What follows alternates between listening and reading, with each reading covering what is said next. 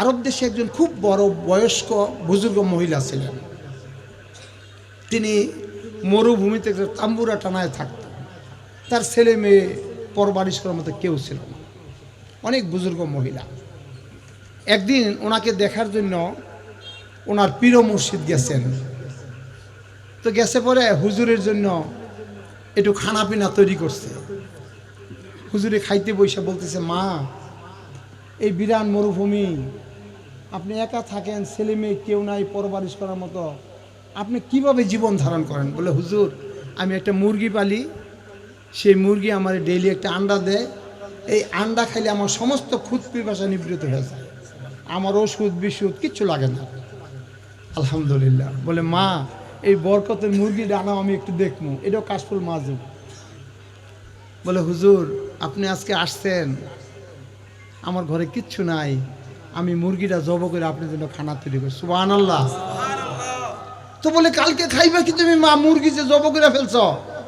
ওমা দাব্বাতিন ফিল আরদি ইল্লা আলাল্লাহি রিজকুহা। আল্লাহ কোরআনে বলছেন, আমি চলমান ভাসমান উড়ন্ত সমস্ত সৃষ্টির খাদ্য আমি কুদ্দুর থেকে জোগাড় করে। সুবহানাল্লাহ। মিয়া সাহেব, 6 কোটি মানুষের সময় দুর্ভিক্ষ ছিল দেশে, এখন 20 কোটি মানুষ। আল্লাহ তাআলা খাদ্যের মধ্যে অনেক ইজাফত দিচ্ছে, আমাদেরকে অনেক বরকত দান করছে। হুজুরি কয়, মা, তুমি কালকে খাইবে কি? উনি কয়, ওমা দাব্বাতিন ফিল আরদি ইল্লা আলাল্লাহি রিজকুহা।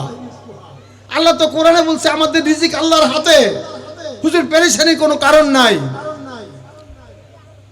একটা ঘটনা হয়েছে ওই দিন, ওই দেশের যিনি বাদশাহ ছিলেন তিনিও এই হুজুরের মুরিদ।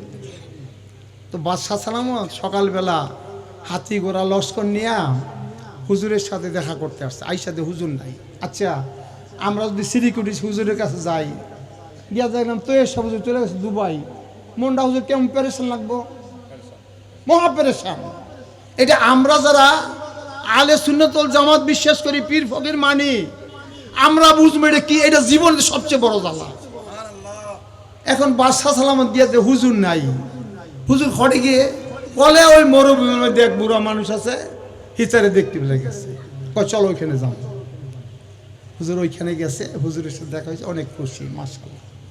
হুজুর বলতেছেন বাদশাহ সালামতকে, বাদশাহ সালামত, এই বৃদ্ধা মহিলা অনেক বুজুর্গ, আমার খুব মহব্বতের মানুষ, ওনাকে দেখভালের মতো কিচ্ছু নাই। উনি একটা মুরগি পালতেন, ডেইলি একটা আন্ডা দিত, সেই আন্ডা খেয়ে তিনি জীবন ধারণ করতেন।